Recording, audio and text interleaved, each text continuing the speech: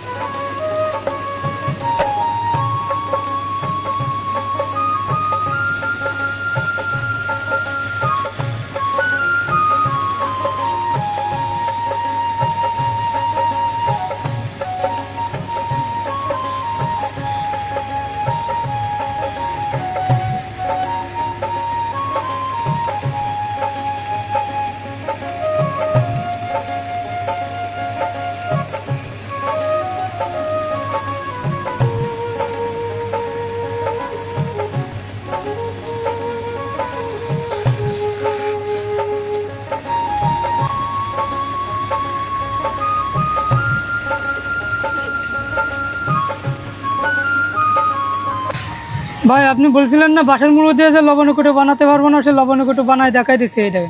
Wow, দর্শক দেখতে পাচ্ছেন কত সুন্দর কিন্তু একটা বাঁশের মুড়ো দিয়ে লবণের কোটা বানাই দিল। ভাই, এটা আমি ব্যবহার করতে পারবো তো? হ্যাঁ, পারবেন। এটা ভিজে যাবে না তো? না।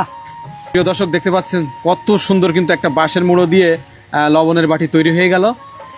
এই যে তার ঢাকনা।